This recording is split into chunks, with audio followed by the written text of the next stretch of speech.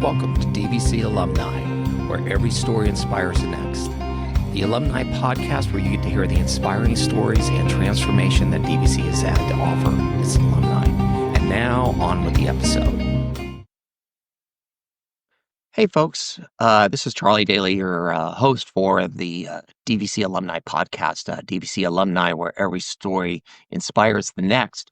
And I wanted to do a little extra intro because for those that are looking for ways to learn better about how to network and how to build your community and how to build a business around networking, I certainly recommend listening in on this and connecting with Maile Collmer. I've known her for a number of years. She's done remarkably well. One of the things she brought up in her podcast is that, she's been through real estate through a lot of storms, but she has never ever had a W-2 job, and she's always worked on commission. And the fact that she's been able to build networking out to that point is truly remarkable. So check her out on LinkedIn at milecollmer.com. That's MaileCollmer. Sorry about that. And on with the podcast. So some of the stuff. All right. You about ready? I was born ready. Okay. And we are live. So I'm going to start with having you introduce yourself. Oh, I haven't done that part yet. So yeah. So why don't you go ahead and introduce yourself? It's a formality of networking is shaking hands and looking person in the eye and connecting. That's right. So there's your first lesson. Oh, thanks. So let's start off with, I've known you for a while, we'll just say. Yes. So let's start with, so just go ahead and introduce yourself. Give your little elevator speech. Yes. Pitch. Well, for context, so my name is Miley, rhymes with Smiley, Miley. So that's easy to remember. It's spelled like Mai Tai, Maile, because it's Hawaiian. My parents met in Hawaii, and I lived there for my first decade. And look, I even wore a little splash of my past with my Hawaiian shirt today. Yes. So. I was going to say, I actually have a shirt that's very similar to that. Had I known, had I gotten the memo, I would have worn it today. I should have called you ahead of time. I know. So I didn't know that you grew up in Hawaii. My first decade was in Hawaii, yes. And then we moved here too. Okay. So you then grew up from 10 years old on here. Yes. And where'd you go to school out here? I went to Clayton Valley High School. I went to Pine Hollow Intermediate. Mm-hmm. I went to Highlands Elementary, Pine Hollow, Clayton Valley. Okay. And now, at some point, you ended up here at the fabulous Diablo Valley College. Was Absolutely. that right out of high school, or how did you make that? Okay. So right out of high school, one of the things that I was really involved in, and I'll just share a little background. So growing up, I was super shy and introverted. And I'm sorry. I've known you for quite a while, but I know. But then I have to remember, it's like people go, "Oh, you're such an extrovert" to me, and I'm going, "No, I'm not." And it's like, yes. Yeah. So I say that now I'm a situational extrovert, which a lot of people say that they are naturally introverted. And the thing is if you like people, then that's good, right? It's good for connection. It's good for business. But being shy and introverted, when we moved from Hawaii to California, and I had to start in that new school, and all the butterflies and the knots in my stomach, feeling like an outsider, and the culture is so different. Hawaii is very warm, and I found California to be quite cold and cliquey. And so one of the ways that I grew out of my shyness was by joining groups and teams. Oh. So I was in band, I was in color guard, and I got up the guts to try out for cheerleading. So I was in cheerleading in high school. I was also a junior volunteer, aka candy striper, at Kaiser Walnut Creek for 4 years during high school. Had over 800 service hours doing that. And so by being involved in all these groups and teams, I had the opportunity to audition for the Concord Blue Devils A-Corps, which is their flagship program. And before auditioning for the A-Corps, I took a dance class here at DVC by the fabulous Wanda Martin-McGill. And Wanda was a professional dancer in Dance Theater of Harlem. And she was an incredible dance instructor. And she really, really elevated my dance training and technique and expanded my repertoire, what I could do in dance. And it just expanded my abilities and my skills. Mm-hmm. And so when I auditioned for the Concord Blue Devils A Corps color guard, I got in, which was, and if you don't know anything about the Concord Blue Devils, definitely look them up and get to know them, because they are a huge part of our local pride, and people from all around the world actually know who we are and come from all over to audition for the A Corps. And so when I was in the Blue Devils, we had people, of course, because we're a California group, we have a lot of Californians from across the state, but we also had people from across the nation and some people from out of country. So Canada, of course, but also Japan, the Netherlands, England, Scotland. So we had some people from out of country as well. And so we toured and performed across the United States. And one of the things I always knew I was going to go to college, and I had a dream school in mind where I wanted to go. And I was on this path where I wanted to dance while I was young. And because it is an age limiting career. And so I wanted to perform with the Blue Devils, and I wanted to stay local. And so I enrolled in DVC, and that dance class was my kind of entryway and my core, anchor. Mm-hmm. And I took every class that she taught, I think, for the years that I was here. She was incredible. So I'm going to hold on a moment, because we're going to get back to this, because this is all stuff I didn't know. And I'm like, oh, I got so many questions, and this is going to go on for how long it goes on. So hopefully you don't have a hard stop at the next 15 minutes. No, I don't. So I want to talk briefly about, because I moved around a little bit as a kid, but I had, the core family, and there were always other friends from my dad's work that, I kind of knew. When you moved here and I do agree, especially kind of Concord County can be very cliquey, especially that age, which is such a wonderful age. Yes, it's a tough age. So you moved from Hawaii, where you're wearing shorts year round, and it's like It rains every Tuesday afternoon, and it's like you really need umbrellas unless you don't need your hair to get wet. To California, and especially this part of California. Yes, where it gets freezing cold, in my opinion. Well, yeah. Well, okay. So I moved from Anchorage, Alaska when I was 10 to here, and it was kind of like opposite. Yeah, but I also was born in Bakersfield, so it was kind of extremes. But again, it's like, and it's not only at least then it was still kind of the West Coast, whereas Hawaii is not. Well, I mean, it's very west. well, yeah, but you know what I mean. It's even for west. We had to move east. We had to move east to move to California. But it's so that culture when you showed up on day one must have been kind of, and plus now all the cliques are already formed, and so you had to figure out how to wedge your way in. What gave you the thought process to really kind of work as a 10-year-old, to kind of try to work your way in? Or was it just kind of one of those things where you went, oh, I guess I got to figure it out? Well, there's a few things. I think I have a certain character. So I said I was introverted and shy, and I'm also driven. And I love learning, and I love personal development and professional development, even as a young age. I mean, I read Think and Grow Rich and the Magic of Thinking Big in high school. That my mom said I was reading by the time I was 3 years old. So I'm a big bookworm. I'm a huge learner. And so, and I like interesting, smart people, but I like all types of people as well. And so part of it was my desire to grow and what I wanted to do.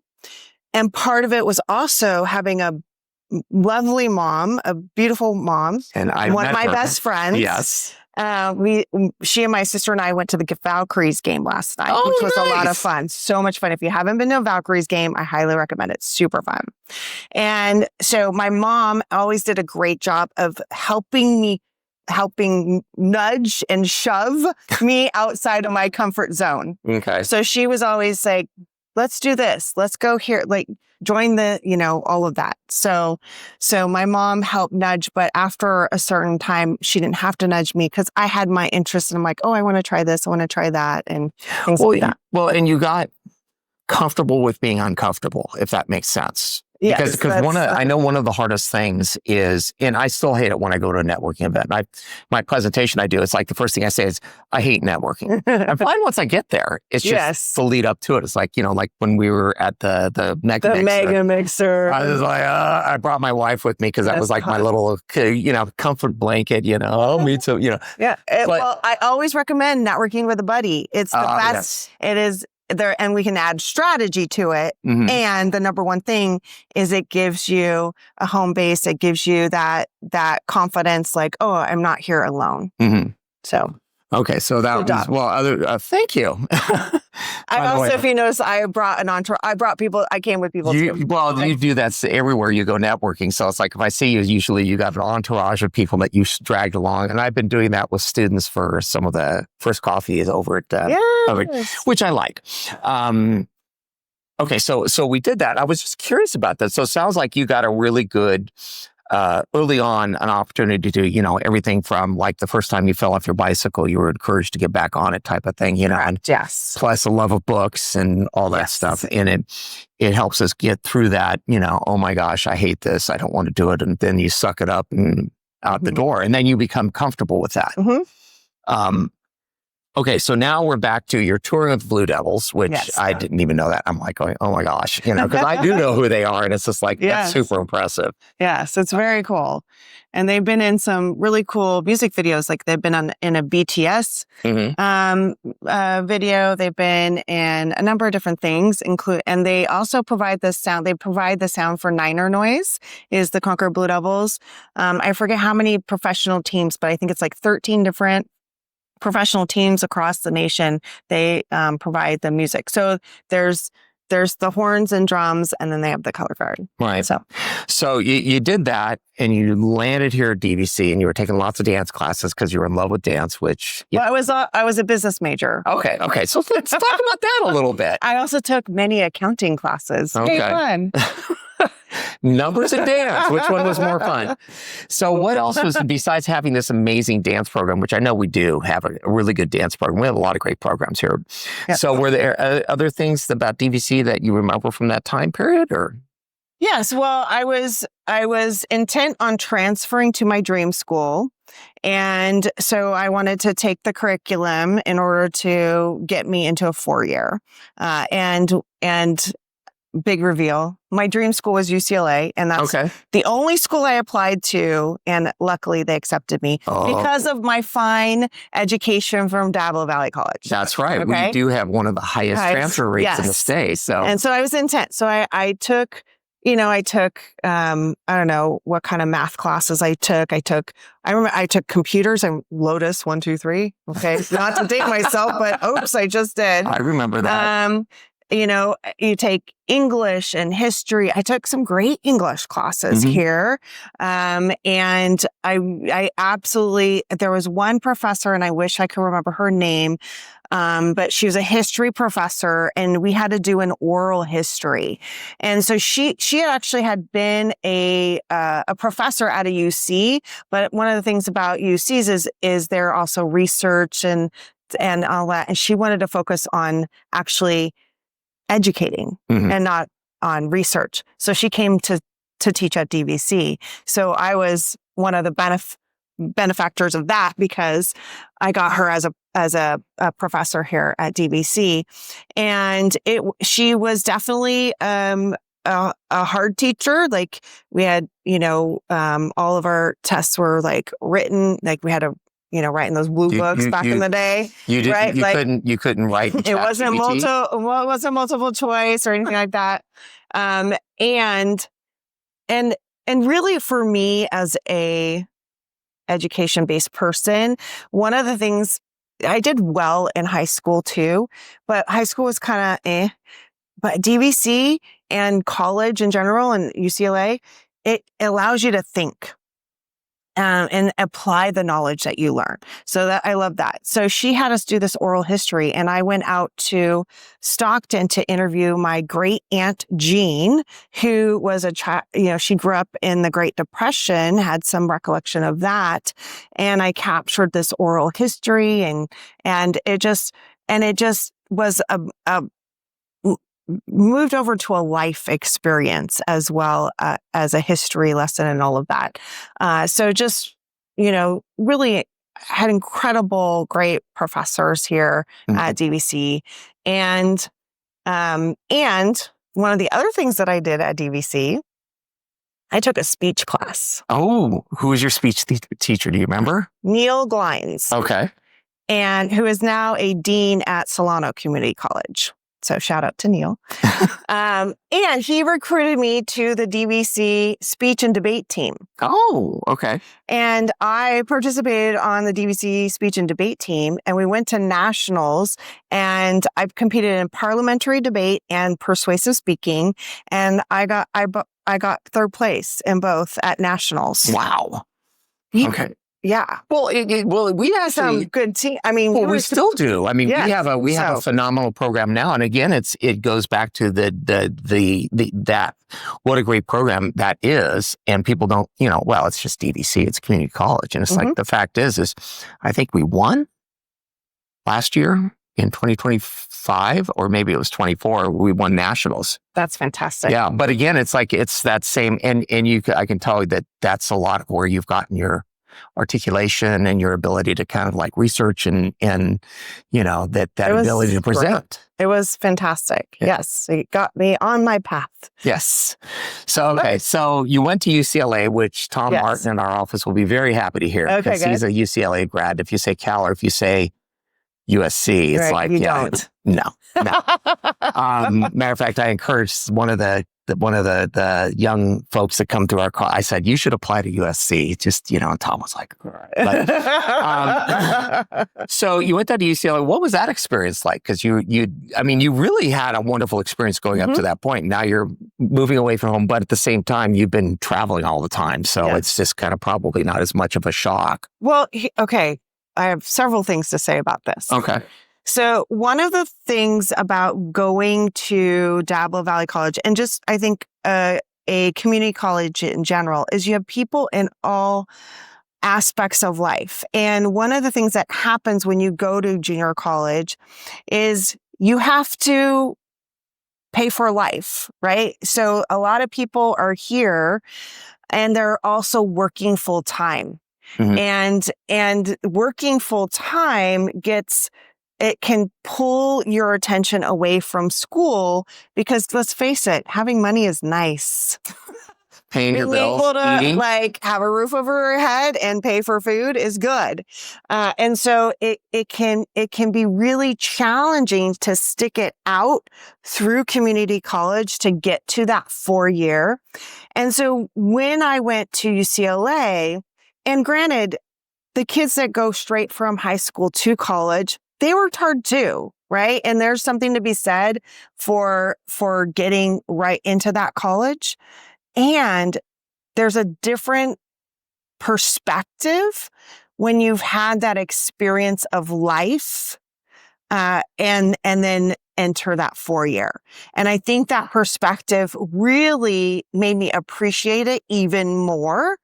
And it also made me a little wiser than our average, new students. Yeah. And we can talk about some of those stories offline maybe as well. But just, knowing how to get around. Now, one of the things I will tell you, and this is also a networking tip, is that before you go, find out who has some information and some experience that can give you some tips on entering and what do you need to know?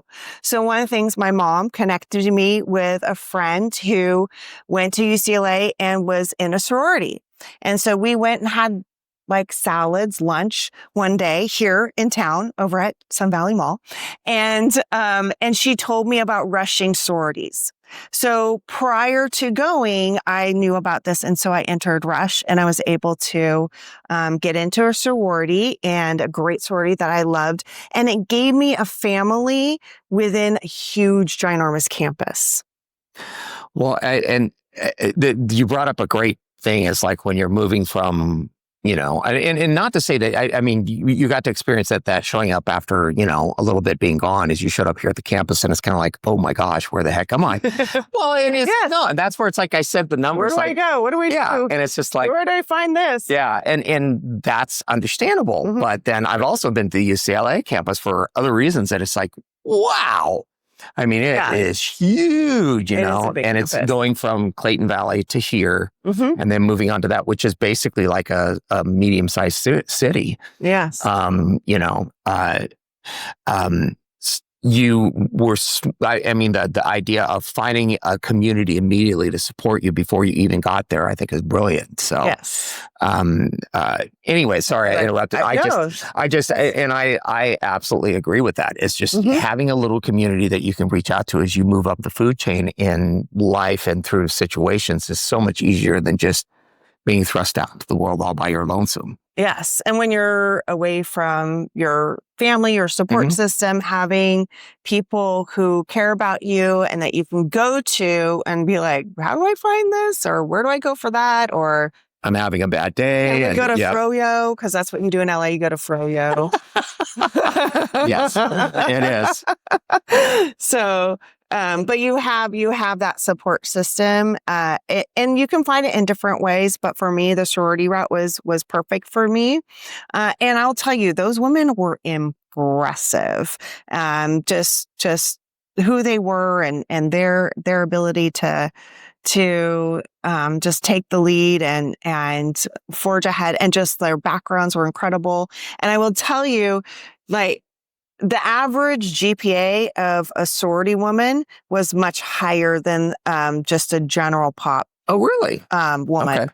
Because you have study buddies and you have someone to help you, like, find your classes and who to study with and what to know about different classes. So they give you that support, and you always have someone to study with. In our sorority house, we had a library and people were always studying there, or people would go to the library together. One of the many libraries on the campus. There were several libraries on the campus. Yeah, it's a huge environment. Yes. So, but you had someone to help navigate that. And I mean, there were a lot of, go-getter types in the, all types, but pretty ambitious folks. And I will tell you, also spotted another, junior college transfer at dinner one night at my sorority, because, we're having dinner at the sorority house with a big table of ladies, and they had these big pitchers of water, and someone said, pass me. So Cohen passed me the water, and my one friend, Alana, she swipes up that big pitcher of ice water and backhands it and pours it. Well, she put herself through college being a waitress. And so I'm like, I see your life experience. It's just, so there's all kinds that come together when we're in college. And we all have our own paths to get there. And it's just, I found it extremely valuable and enriching, that experience. Well, I do. Good education. Oh, well, yeah, you got that too. But I think one of the things that, especially the going away to college experience, when one is prepared for, because sometimes kids get out of the nest too soon, or they're just not prepared, because there's a lot of stuff. I mean, like we were saying before we started, it's like nobody teaches you how to go networking. Right. And you kind of pick up the skills as you go along, which I did, and then eventually I went through a couple of workshops and stuff. And certainly you gave me a couple of good, tips, and we're about to get some more, hopefully. Yeah. But that's one of the things that I find amazing, is that there's some basic life skills that you don't really get. Now, if you go to someplace like here, like DVC, one, you kind of learn those things, like, for instance, waiting tables or working in retail. I think everybody should do that once in their life. Exactly. Everyone should have a sales job. Yes. And And you learn how to deal with people because there's all sorts of people. So, all right. So you get through UCLA, you'll walk, right? Or do you have any other good stories, about? Oh, I'm sure. I'm sure there are plenty of stories, but I think we're good. Okay. So you walk, you graduate from UCLA. Did you immediately come back here to the Bay Area? I did. Okay. Yes. So I called my mom my senior year in college and asked her if I could join her in her business because I was thinking, okay, what do I want to do? And I'm like, I just had the entrepreneurial spirit. I'm like, I just can't work for the man. That's not in my DNA. Right. So, so I just had that entrepreneurial spirit. And so I went straight into residential real estate sales, became a realtor right out of college. Wow. Okay. Yeah. So you got that bug bit, and that's a tough, that is also a tough industry. It can be a very tough industry over the years. It is. I know I talked to during the, I've never had a paycheck. I've been 100% commission my entire career. That takes a lot of nerve. And I know it does, because it is like there's a lot of, you are completely 100% dependent on what you go grind out. Absolutely. I know that I talked to somebody, a realtor, Maxine Chan, that was it. Oh, I know Maxine. Oh, yeah. Oh, of course. Everybody knows Maxine. I love Maxine.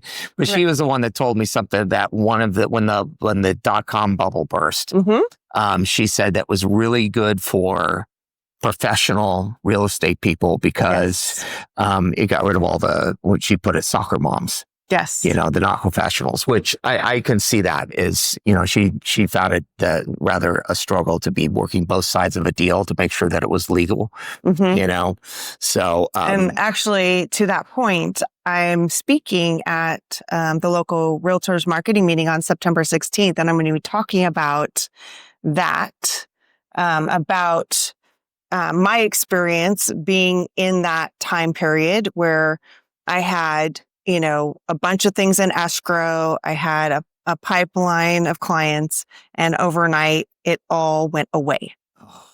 Yeah. And it's really that power of decision of like, I decided that I am a realtor and this is what I want to do. And I'm going to do it no matter what. I'm not going to look for a job. I'm not going to get a side hustle. I am going to continue to sell real estate. And I ended up, because of the network that I had built, I ended up, doing well, gaining market share and all of that and coming out of it. And another one of my priorities was to keep my house. So as a single woman homeowner, and keeping my house during that time period on 100% commission. Okay.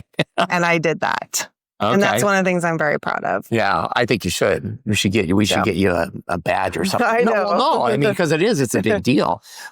Anybody that's worked their whole life 100% commission that's a tough gig to especially in real estate, because there are all of the ups and downs. Right. I know, who's it? I was talking to Bob Lilly, and everybody knows Bob Lilly. We're going to talk about Lisa better, but yeah. I mean, but he talked about that when we did a podcast with him, and he talked about that he was a realtor until one day it's like, oh shoot, it's like and that was the 08, 09, 10 crush, which was, and he ended up having to get something else for a little bit.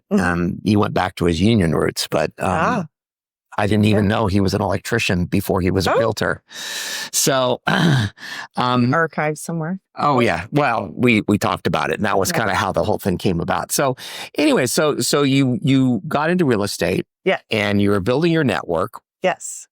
And tell us about, and we're going to get to networking tips in a minute. I want a lot of it kind of containerized at the end so we can chop this up and send it off into the world. Things. Well, yeah, you're much more formalized about, I don't want to say formalized. You're much more intent, or I'm trying to think of the word, but strategic, intentional. Well, intentional, and much more intentional about the way you network. A lot of it was stuff that I've learned or I've seen, and I just kind of do it. I'm not as intentional about it. It's like you figured out this works, and so you mechanize it, if that makes sense. So you're building your network. I know you came out one time. We did the goofy golf over there, Grayson Woods, which was interesting. That was a weird course, but it was a strange course. Yeah. And I watched over the years as you built your network. What are some of the strategies that you've used? Okay, wait a minute. We're going to get back to that. I'm super. Some of this might get cut out. So one of the things is at some point, you started doing more than just selling real estate, because at some point you started doing B&I, networking, stuff like that, and consulting with helping people build their own business. So when I started in real estate, one of the things they do is they tell you, call everyone you know and let them know you're in the business, and, start, building a database and a network. And of course, I'm straight out of college, and my friends are either still in college, just out of college, maybe they're in law school. I'm like, hey, do you want to buy or sell a house? And they're like, that's hilarious. So I had to go out and meet new people. And I did, of course, keep my friends, but I needed to meet more people. And so what do they do what do people say when you need to go meet people for business? They go, we'll go to the chamber. Right? Mm-hmm. And so I remember going to a very crowded, very busy, hugely packed Walnut Creek Chamber of Commerce mixer. And when I first walked in, I had those butterflies, right? Because you're walking into a room full of strangers, and these weren't kids; these were grown adults, right? With their business suits on. Big people, right? Yeah, I still get that way. It's like, oh, geez, it's all these adults. Yeah. But adults are just big kids when you find out about them, really. Yeah. True. And the ones that are like serious adults were already serious adults as kids. Yeah. Actually, you can ask my wife about that. She's like, "Oh, you're not serious." So, anyways, not serious. Yeah. So one of the things, because of all my experience with the Blue Devils and with cheerleading and dance team and just all the and the debate team and all the things that I did, is I really found that when I teamed up with other people who had similar goals, similar work ethic, similar, they had a likeness of mind, I could go further than I ever imagined on my own. I mean, performing in stadiums in front of tens of thousands of people, shy little me, who would know that would happen? But I did it because I had a team by my side. And what I learned is that team works in business as well. And you can see that like successful people, they have a network. They know people, and it's just like, and I'll just say this other little thing, like, people talk about an overnight success. Usually it takes at least 10 years to become an overnight success, right? It's like it takes that time, and then all of a sudden you hit critical mass. Well, that was the thing they said about Adele that used to irritate her. Oh, you're an overnight success. No, I've been singing for 10 years. I've been around forever. Yeah. But we see it. I mean, if you look at Oprah showed us all her friends. I mean, that's how we know Dr. Phil and Dr. Oz and Gail and everybody, right? Like we know the whole squad, because it takes a team. So we as individuals, no matter what our business is, we can have our own team. We can have our own network. And so you get to decide who you want on your team and in your network, in what you're doing and what and where you want to go, and like who do you need to know that can help you get to where you want to go. So when you're, and we're going to go down this rabbit hole because this is, I think, a very important point that I want to explore a little bit. So when you're, and I agree, it's like having, as you get older, I'll say, unlike you. I think I'm a little more chronologically advanced than you. But one of the things is, if we get older, we get to a point where we have kind of, because we've lived long enough, we've met enough people to where, I mean, my thing was, and one of the reasons I was a pretty good chamber guy was because I knew a guy or I knew a gal. Yes. So people would come to me and say, hey, such and such. Oh, hey, I know somebody. Let's call so-and-so. Yeah. But it took a while, and I wasn't as intentional. That was the word I was looking for.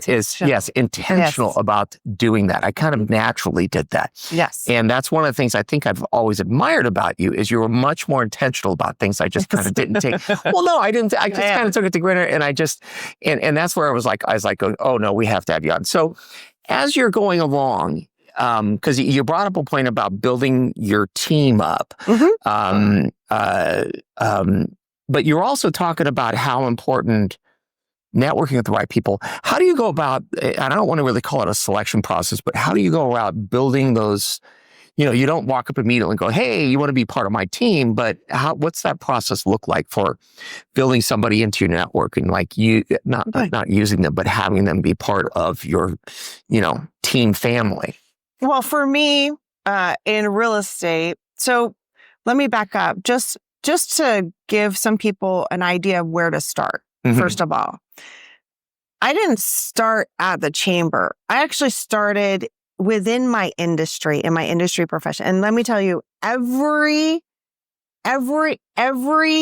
that is out there is an association for. So it doesn't matter what you do, there is an association, an industry professional association that you can join. And one of the great things about joining your profession, so I joined, of course, becoming a realtor, you're automatically part of the board.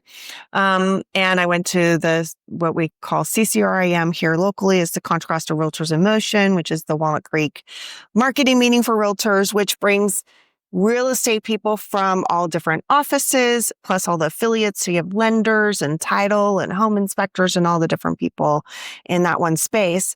And then I also joined the Women's Council Realtors. So those were like CCRIM and Women's Council Realtors were my two first networks that I joined because that was the industry. And what that does is it gives you more expertise. It gives you education. You get to talk shop. When I joined the Women's Council of Realtors, brand new agent, the average Women's Council of Realtors member had been in real estate 17 years on average. Goodness. Right? And earned more than twice that of an average realtor. And so I was hanging around people who had industry knowledge and experience, and I could hear how they talked about the business. And so it increased my, off ramp or on ramp or whatever you call it, right? It increased my learning curve, right? So I was up to speed faster. Because there's a lot to learn in the real estate industry. I'm sure whatever industry you're in, there's a lot to learn. So by being around those people and getting that education, it helped me be a better expert and helped me serve my clients at a higher level sooner, faster, and know more and be an expert faster. So a great place to start is your industry association. And from there, you get an idea of what kind of things do you do in your industry? How do you get clients or whatever that is that you need to learn? So in the real estate industry, you always need to get clients. So then I started branching out, went to the chamber and knowing, so part of my strategy is I wanted to do business through relationship and referral. And I wanted to team up with people who had a level of integrity. So they were referable, right? And that I could trust them that when I referred one of my clients, they would do well by me and they would do well by my clients, right? So they would increase the value. And in any real estate transaction, there's on average like 19 different professionals that like participate in a real estate 20 transaction. people with a finger in the pie. You've got all these different people. And most of them, like you have no control over, but the buck stops here. Okay. So you want to have relationships with people who affect your business.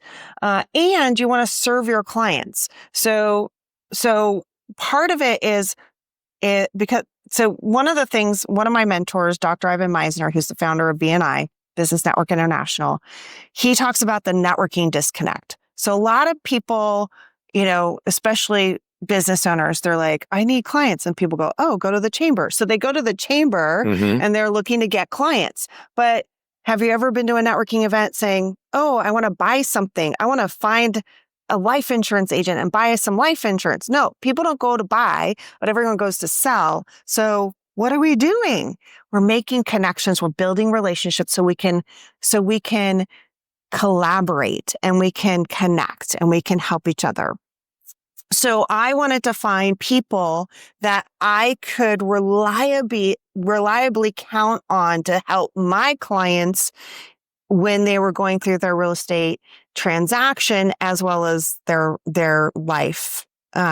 So I needed, of course, home inspectors and title people and mortgage people and things like that. But I also needed estate planning attorneys and real estate attorneys and insurance agents and financial advisors and of course, the guy that fixes the fences and they like who cleans the gutters. And right? the guy you can call on Tuesday and the inspection's tomorrow. It's like, hey, you gotta come fix this and this. Yeah. So I needed all those people. So by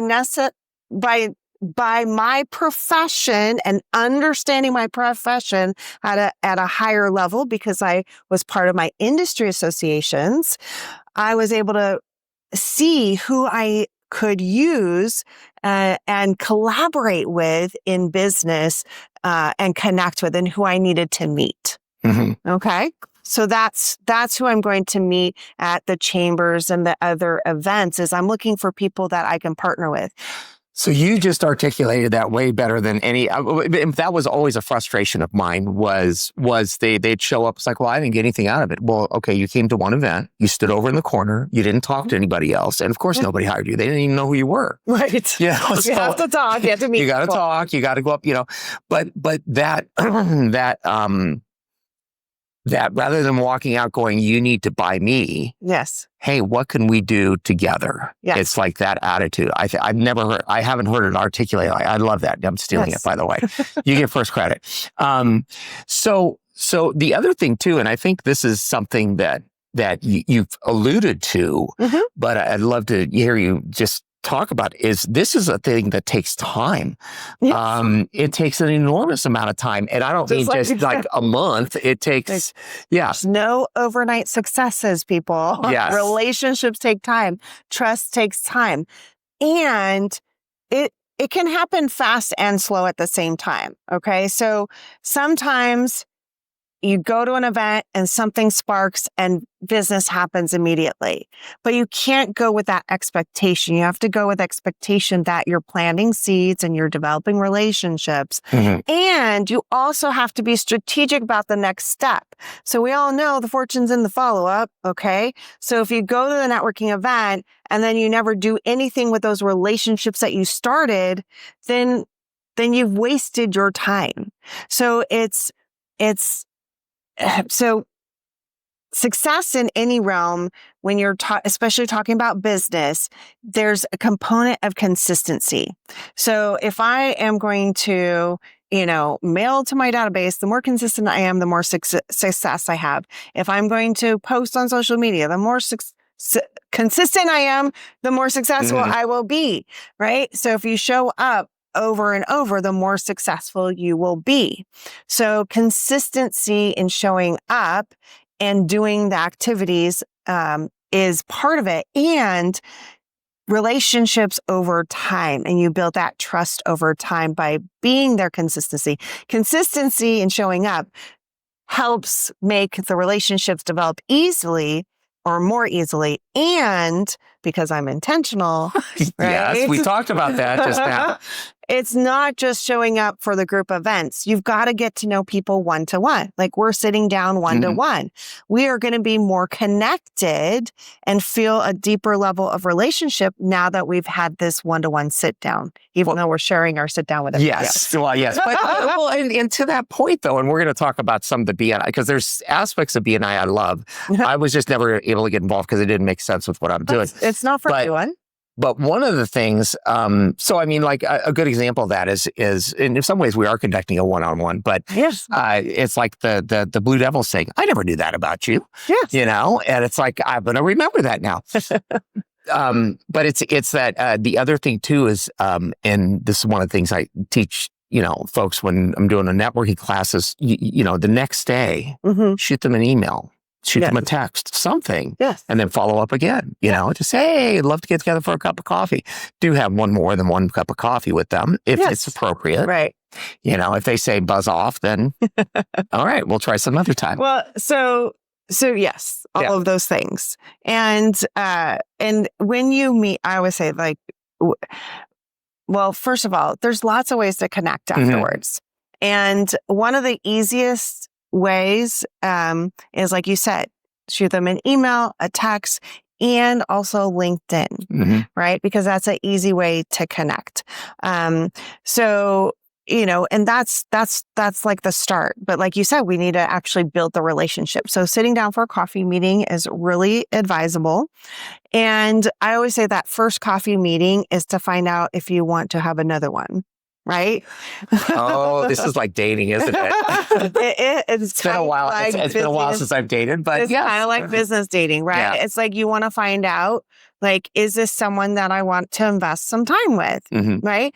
And different relationships take different paths and timelines as well. So when you do it for some time, you'll, sometimes you get a little start and then things fade off, and then you see each other again, and then things get rekindled. And then sometimes you just meet someone and you just start being consistent and things go great. So people are people, so they're always peopling. Okay. So some people are coming and going and they're still figuring things out and this and that. And I always think it's a good policy to give people grace to grow. Right. And so, be intentional. So like if I met someone who I thought would be, because of what they did and some of the initial things that I heard, them say, I'm like, oh, this might be a good potential person that I want to stay connected to. Then I have the one-to-one, find out more about them. So I'm actually finding out about them, which is really important to ask good questions and find out, like, what is it that you need to know? Right. So what do you want to know about them? That's going to help you decide if you want to, put them in your inner circle. Yes. Or whatever. Put them in your little tribe, your team. Yes. Right. So, and then being intentional to follow up and stay consistent, things like that. So we touched briefly on BNI, and we haven't even gone halfway down the transition from real estate to where you're at now. Right. Let's get back to that briefly. I can do that. Well, yeah. Well, no, you're going to be better at this than I am. You're starting better than me. And then I do want to talk about BNI and all sorts of, and some of the wonderful things I've seen out of it, because there are some amazing things that BNI, they kind of force you to do. But I think that's the thing, is they make you intentional about your networking. Yeah. So well, let's talk about your journey the rest of the way, and then we'll get to BNI. Okay. Sorry. Well, part of my journey includes BNI. Oh, I'm sorry. Okay. Well, then I'll stop talking. I'll let you go. We'll just tie it all together. Yes. So I was in the junior league, which I don't know if you've heard the junior league, Oakland East Bay, but it's an organization to help women serve on nonprofit boards. And so it's kind of the training ground. And they are a legit nonprofit themselves. They also have scholarships and all sorts of fun stuff. Yeah. So they support children's education and things like that.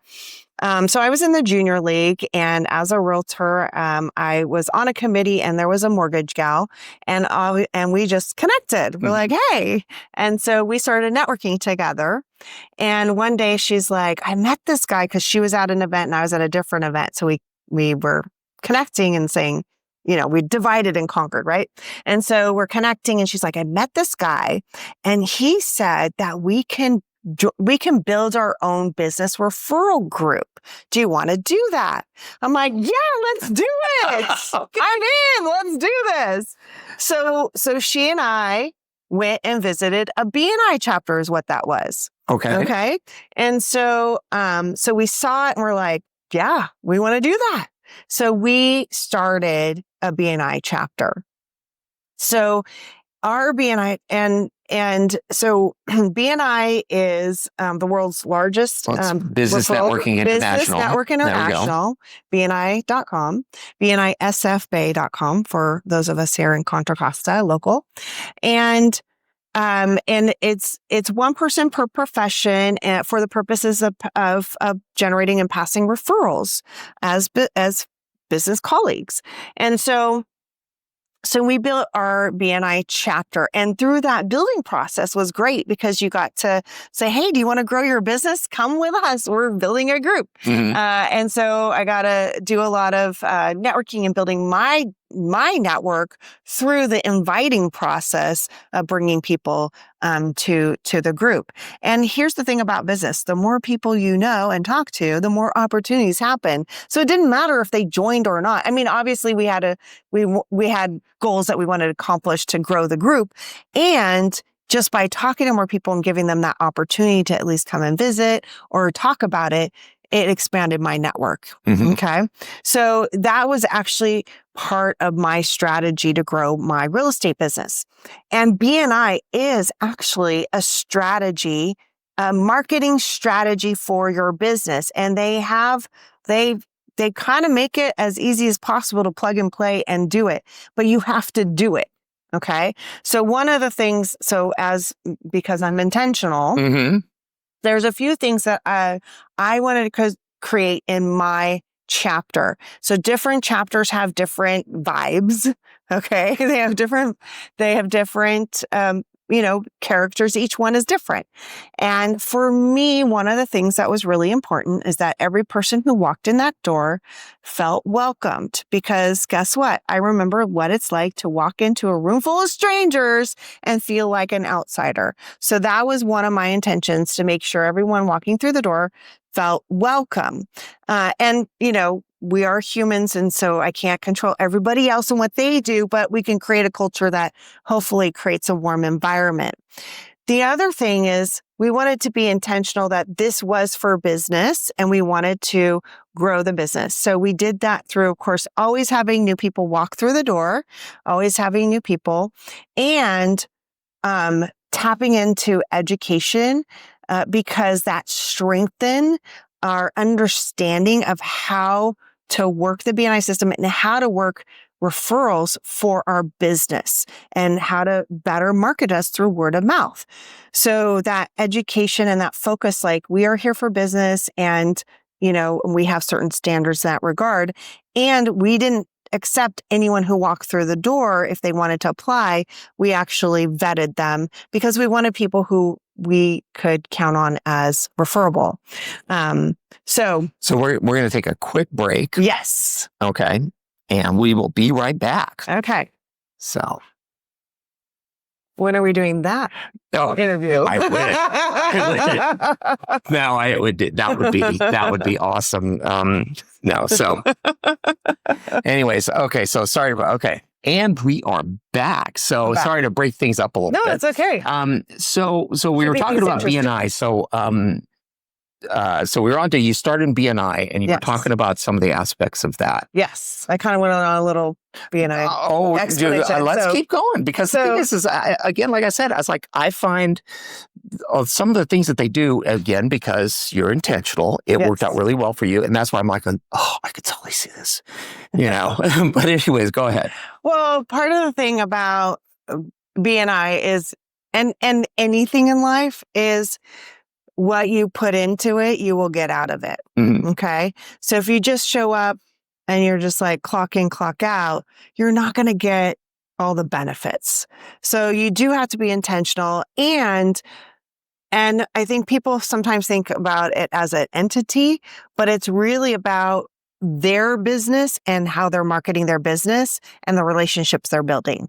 So I could go on for days, but it really is about how you are growing your business and what you want for your business, and using that network as a conduit to get you in front of the right people and to help you grow your business. So it's great. Mm-hmm. And it's not for everyone. It really works well for local service-based businesses. But yeah, and a variety of people. So, oh yes, and I agree. So I know that Wade has been in it for like ever. Yes. And he's a big proponent of it. You are. There's several other people I know, that have been in it for quite a while. Yes.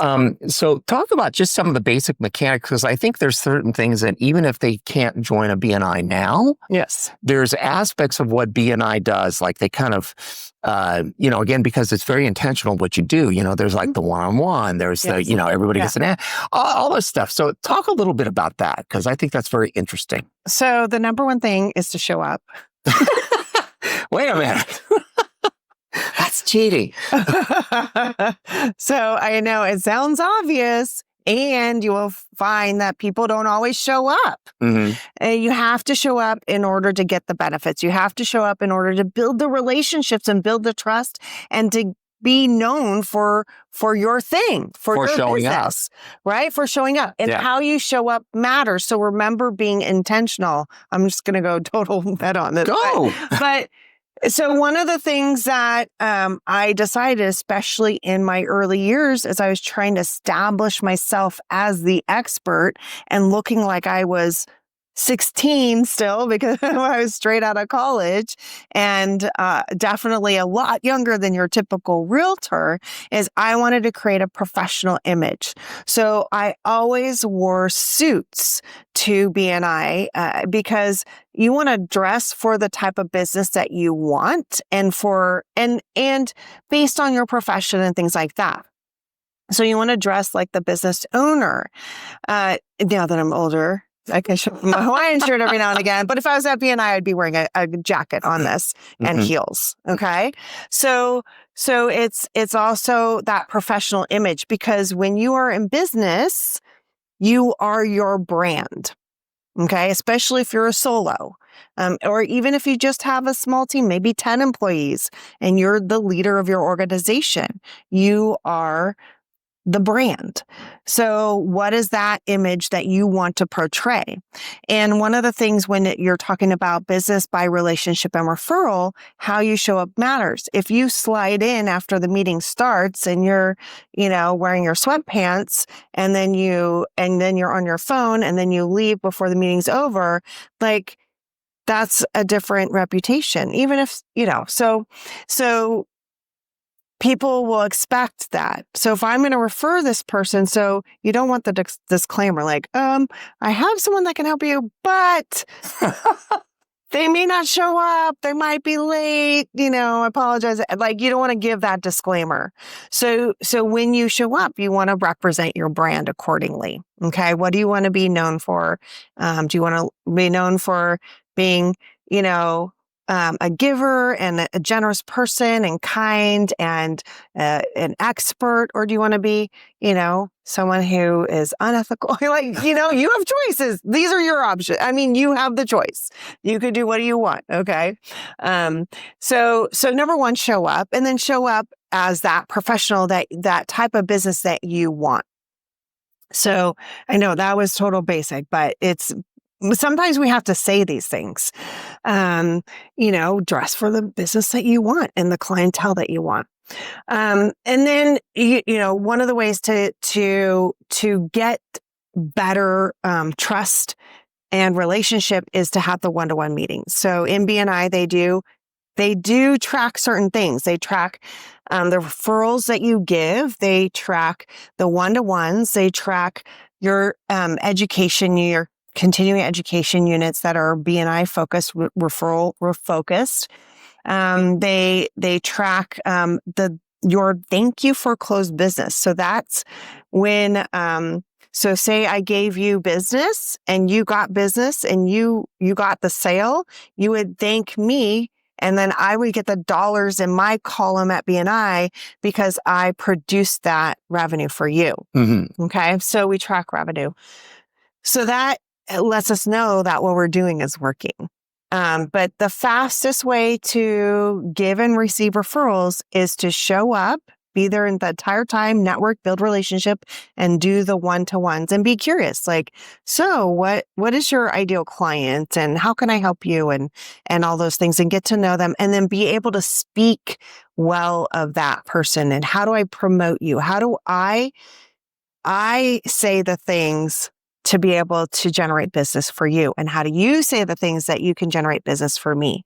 And that's the power of the word of mouth, right? Because I can say, hey, Charlie, I am amazing. Okay. You'll be like, awesome. I don't believe you. Yeah. Okay. I don't know. But if Wade tells you, Charlie, Miley's amazing, you're like, oh, she must be amazing. Yeah. So that third party endorsement does matter. We can say, I'm the best. And when someone else says, you're the best, it means a whole different thing. It has a lot more meaning behind it. So we want to be able to do that for others as well as others do that for us. There's a program, and I just put that on my, so there's what's called the NPS score, which is, can't remember what. Net promoter score. Yes. And thank you. And the number one part of that is, would you recommend this to a friend? Right. Yeah. And I think that speaks a lot. And that's pretty much what the one-to-one does is, can I give the elevator pitch, not that necessarily, but can I say what this person does with confidence? Mm-hmm. And can I recommend this person over here? Absolutely. Because that is, you get a high net promoter score and all that good stuff. But yeah, it just occurred to me that that's what that was about. But no, that's one of the things that I think is very important, that I think a lot of people, okay, now what do I do? We'll go get coffee, and it's like stare at each other, or. Yeah. But how are you going to actually talk about each other? Mm-hmm. And how are you going to find each other business? Mm-hmm. Yeah.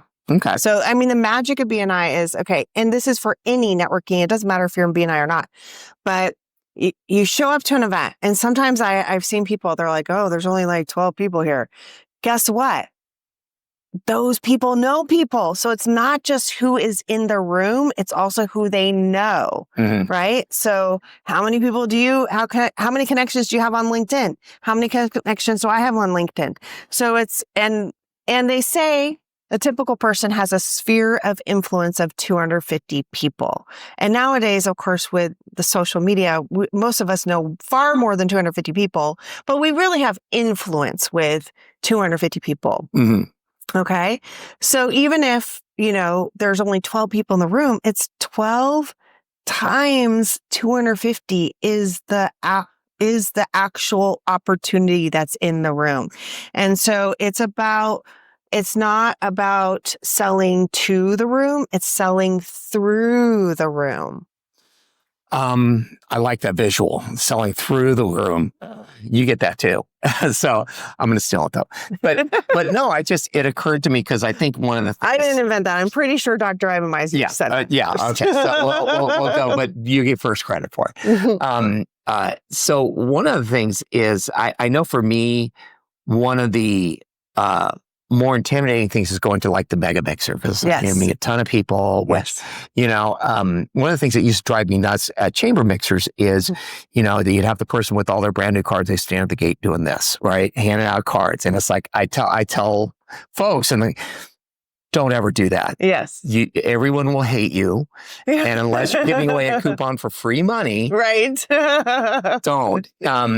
But I'm now thinking about like the 12-person mixer would actually be more productive. Yeah, because you can get to know people deeper. Yes, you'd have a moment. You stand there and talk to them for more than a few minutes. You want to do both. You want to have a wide network, and you want to have a deep network, right? So you want to know people really well, and you want to know a lot of people. So it's both and. Mm-hmm. So when you were in real estate, because you're not, and somehow we'll get back on track, and that doesn't matter.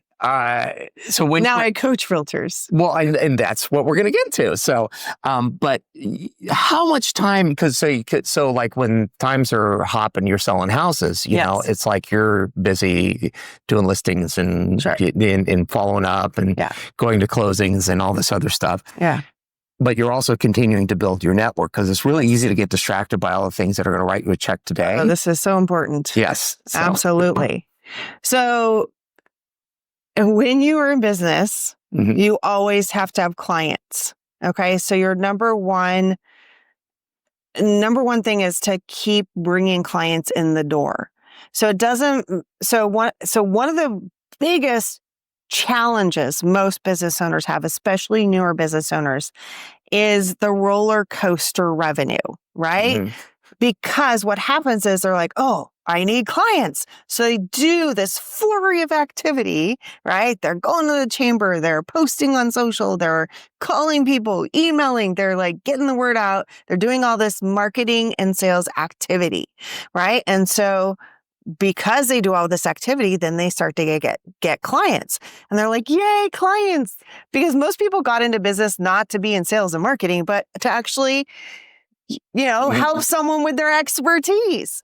So they get to work with the client, and then they stop doing all the stuff that got them the client. So that's why, remember when I talked about consistency earlier? This is why it's so important. It's because even when you have a big client load, you have to consistently bring in new clients and keep that pipeline full. Okay. And one of the easiest ways to do that is through relationship marketing, because the more you do it, it's like compound interest in a way, right? Because the better I know you, the easier it is for me to refer you, right? And then I just have to be reminded of what I already know. I don't have to start from scratch. So, for example, one of my best referral partners is Deanne Hayes, owner of Ink It Up Designs. And one of the things I love about Deanne, we met early on in BNI. So we've known each other for over 2 decades. and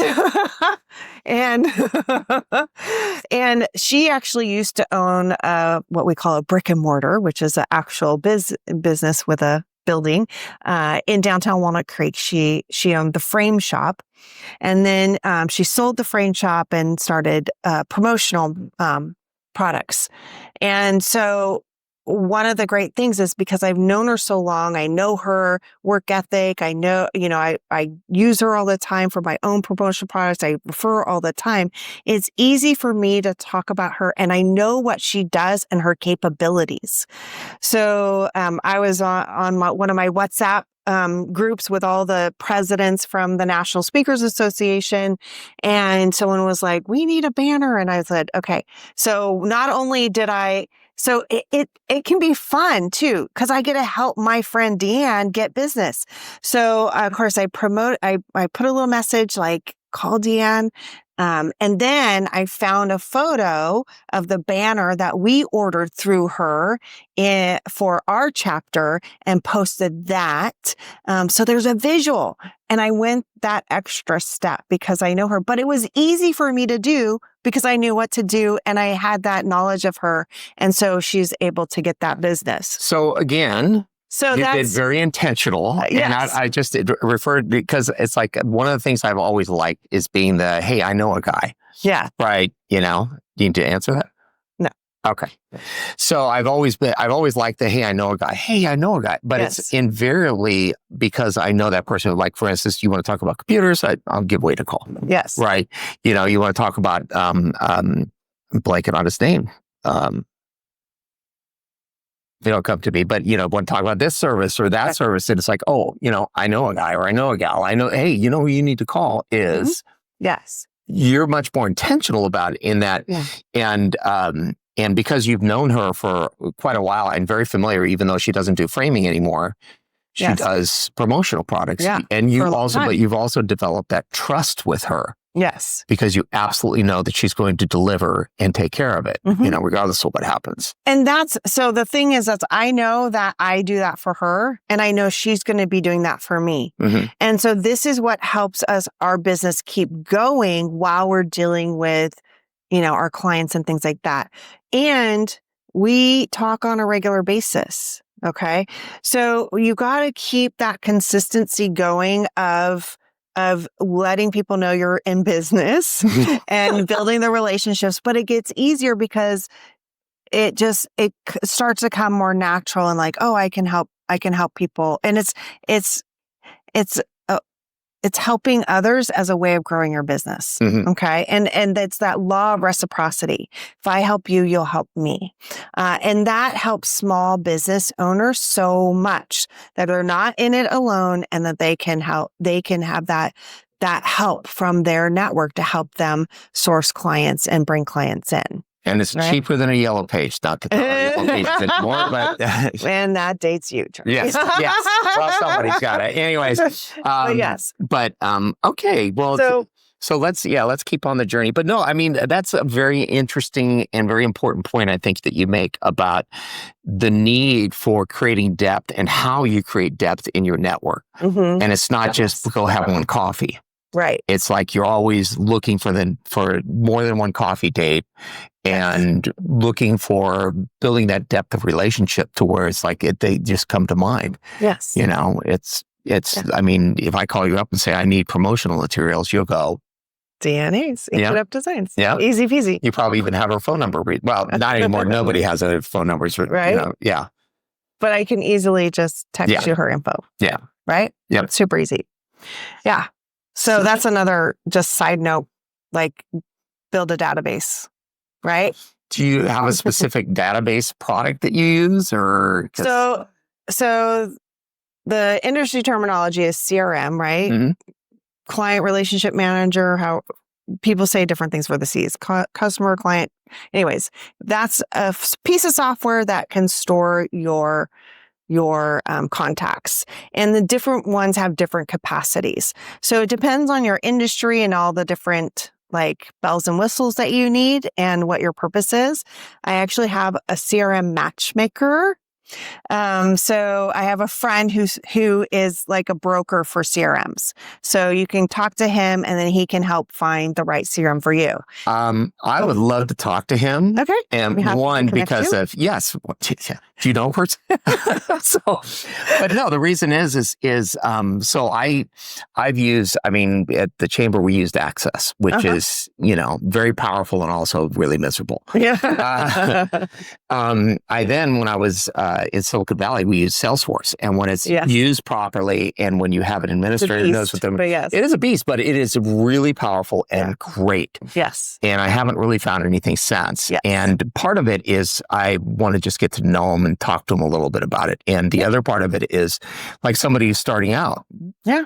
What do you do? Well, the easiest thing is just an Excel spreadsheet.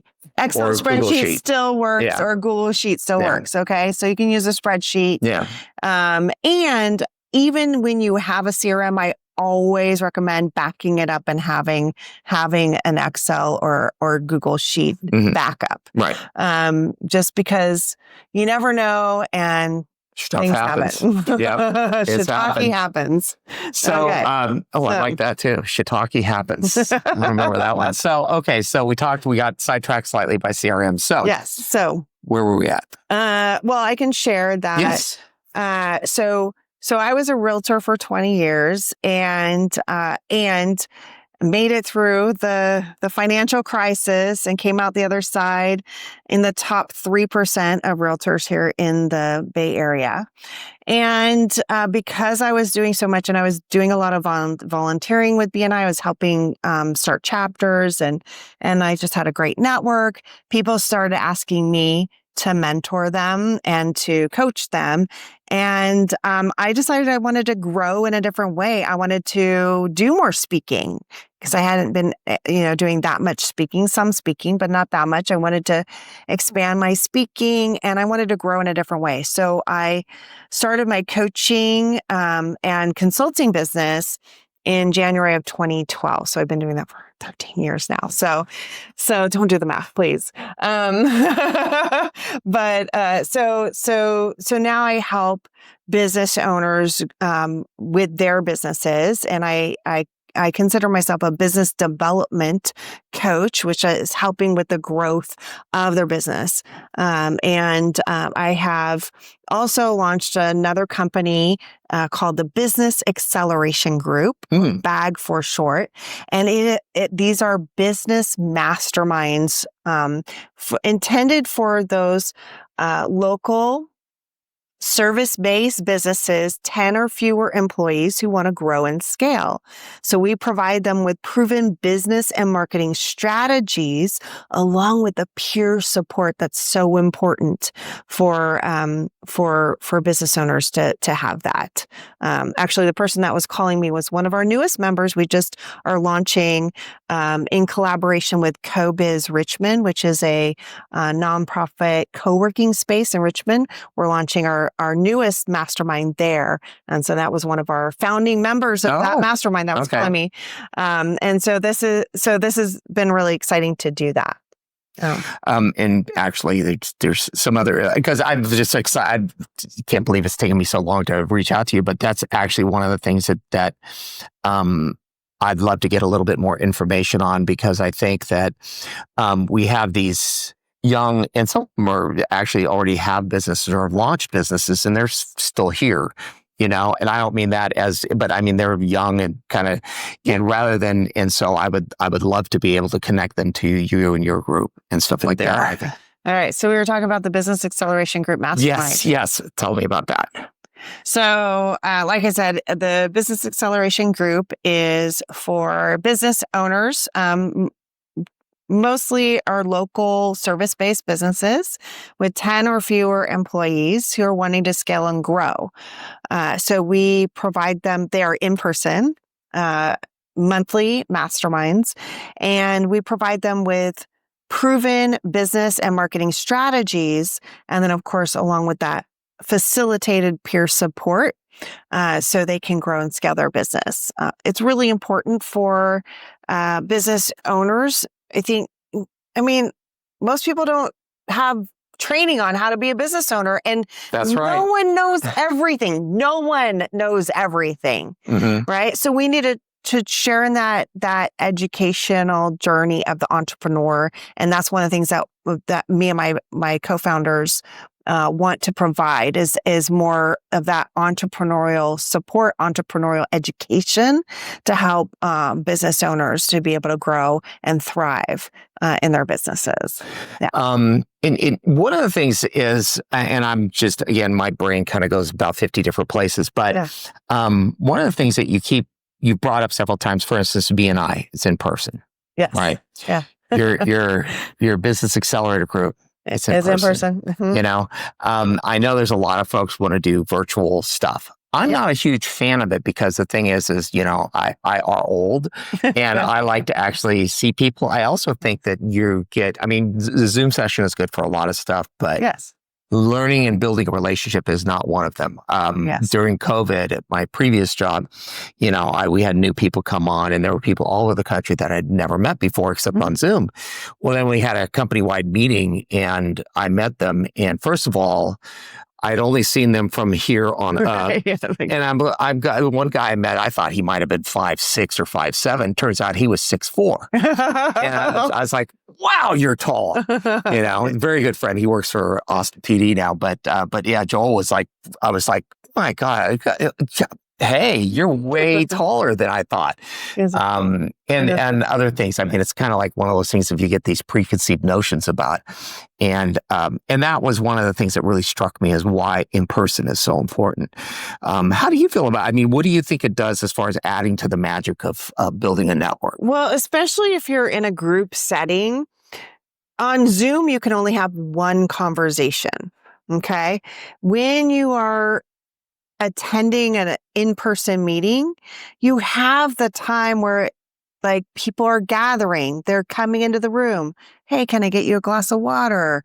And you get that exchange of ideas and the extemporaneous conversations that happen.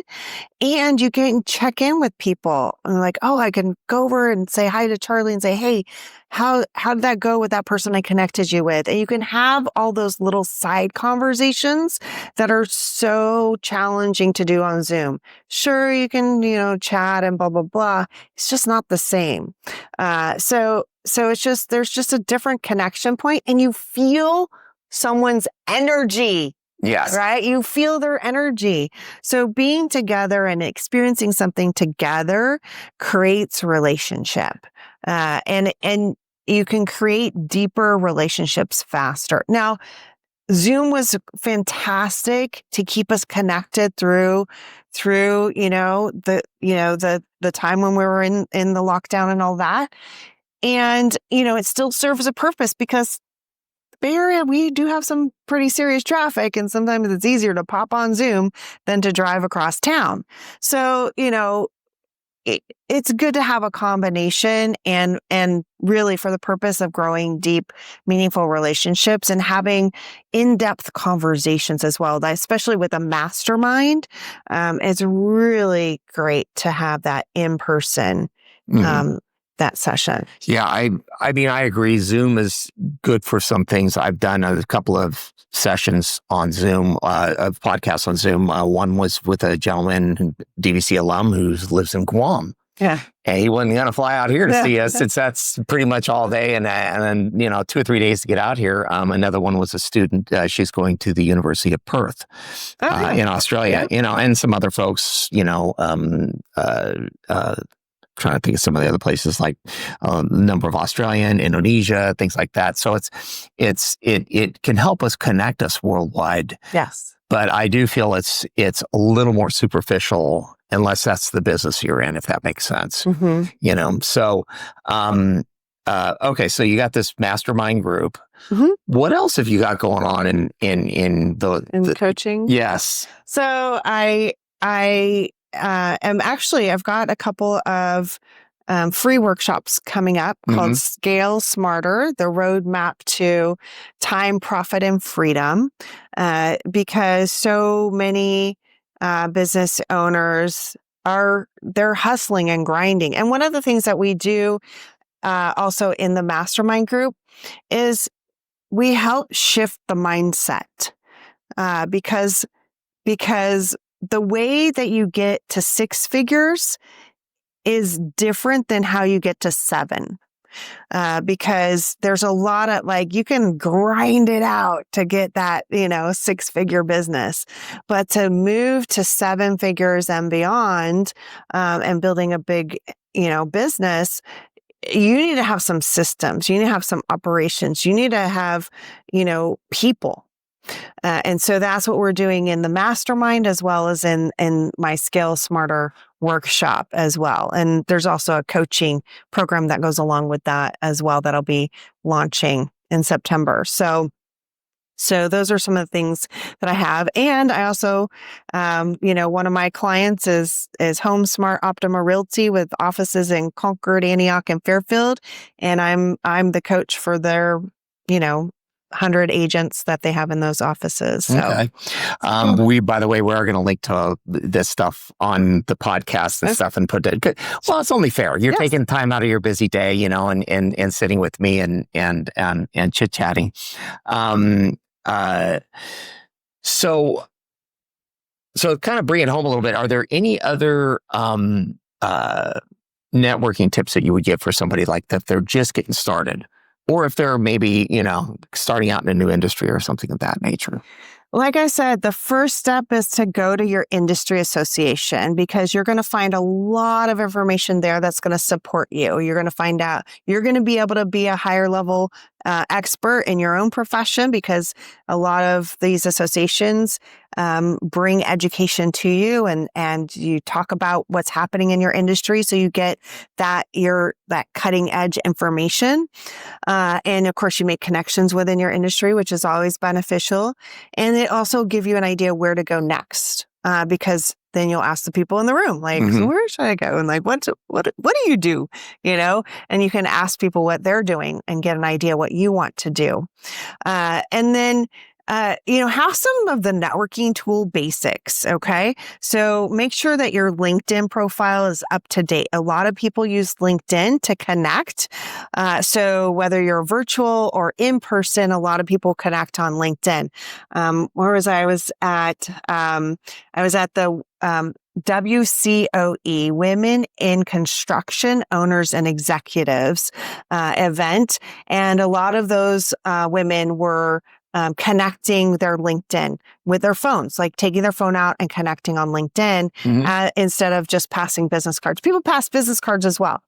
business cards still exist. So get some Mhm. business cards. They can come in handy. I'm telling you. I tell people not to print on the back because I, being the old guy, I always write notes on the back. Because otherwise I'll never remember why I have your yes. And nowadays, like, it's marketing real estate. So I found a lot of people now have both two-sided cards. Yeah. But it is nice to have a little space for someone to write on.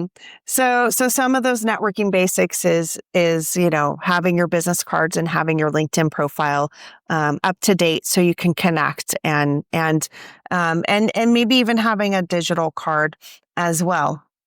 And on LinkedIn, here's a hot tip. Okay. So one of the things about especially if you are in sales or you're a business owner and you're in charge of being the rainmaker and bringing business in, like a lot of times business owners and salespeople are chasing business. They're like, oh, I got to get that business. And you're chasing. And what we want the phones to ring, right? Mm-hmm. We want business to come to us. And that's exactly what I help my clients with as well is shifting it from chasing to receiving. And so if you want your phone to ring, put your phone number on your LinkedIn profile and on your website. And on your business card. Because then people will call you and say, hey, can you help me? And then you can get those phone calls. So, that's part of the relationship business. I don't know why that struck me. It's like, I could see that. It's just like, I teach my clients to use their phone as a phone. Mm-hmm. And I'll tell you, my chiropractor retired during the pandemic, and I got a new chiropractor, and actually she was referred to me as a client. So she was a client, and I started seeing her, and she's the best chiropractor. So if you need a chiropractor, she's in Lafayette, Dr. Becca Casputis, amazing. So I was at her office getting adjusted the other day, and we're chatting and catching up, and she's like, the stuff you teach really works. She's like, I was calling people and letting them know about my new shockwave thing that she got, this new cool thing to help people. And so she's like, I've been calling people and letting them know and having them come in and test it out. She's like, I'm getting so much business by calling people. And I'm like, and Dr. Becca, what generation are you? She's like, I'm a Gen Z. I'm like, mm-hmm. So even Gen Zs can use the phone as a phone, and it works to bring in business. Yeah. Yeah. Well, oh no, I get it. It's like I have certain people that only communicate with me by text, and it's like, no, call me. Yeah, it's just call me. We'll get this. It'll skip 53 texts and 43 hurt feelings and everything. So yes. Yeah. So one last question. I think I warned you about this ahead of time. Uh-oh. So, well, no, this is a good question. And it sounds like you were always very intentional about everything you did. Mm-hmm. But it's if I knew then what I know now. Oh, question. Wow. Yeah. I forgot you asked me that. Yeah. Well, no, usually people think, no, it's not. But it's like hard. Sometimes it's a hard question, and there may not be a great answer, but it's like, what would be like one or two pieces of advice you would give your younger self? Well, I think, I mean, definitely when someone says that they're happy to be a resource for you, take them up on it, right? So there's so many times that I was told, if you need anything, and I didn't want to impose, right? And I thought, especially when I was younger, that person is so accomplished and what would they want to spend time with me? But one of the things that happens when you get older is you love to share your experience and you love to help other people that you see potential in. And so, part of relationship building is and what I teach my clients to do when they're building a great network is you can give advice and you can receive advice. And when we exchange that, when we have that, if I'm giving and someone asks me for my advice, that it strengthens our relationship because they trust me enough to want to know what my advice is. Now, I'm not talking about giving unsolicited advice. I'm talking about someone asking your advice and being able to give it. There's a level of trust. If someone asks your advice, there's a level of trust. If someone offers to give you advice, right? Or there's some advice you want to ask for, like that, do it, right? So go ahead and ask the advice. And of course, respect boundaries and like make sure you're not over asking. But if someone offers, go ahead and be thoughtful about when and what you approach them about, but take them up on it. Get their advice, because that can open doors and it can open your mind to something that you didn't see, and it can really help you. I think that's a great piece of advice, and I'm going to take that too. I tell the students in the networking class, and I'll take them to like the first Friday coffee over at the Concord Chamber, and I tell them, you have the best opening line ever. Hi, my name is so-and-so. I'm a student at DVC. What do you do? And they will just, because they're going to love it, and then follow up with them. That's the whole thing. Yes. But I do like that is don't be afraid to ask. Yes. And here's the thing to also remember, if you're new and or young, everyone was new and or young. Okay. So it's okay. It's okay to be new and young. And just people respect your willingness to take action, your willingness to seek out information and to pursue your goals in life. So people respect that. So just go for it. Cool. Well, thank you very much for making it out. We will link to your workshops that you have coming up. Fantastic. We definitely want to do that. When are they? I have some this Thursday. Oh, that'll be too soon. That's too soon, but I'll have some dates coming. Okay. Yep. Okay, cool. Well, that's great. Well, thank you very much. Thank you, Charlie. All right. So, Thank you for tuning in to DVC Alumni, where every story inspires the next, the podcast for the DVC Alumni Association. You can contact us at alumni@dvc.edu with any comments, and be sure to leave a like and subscribe to our podcast.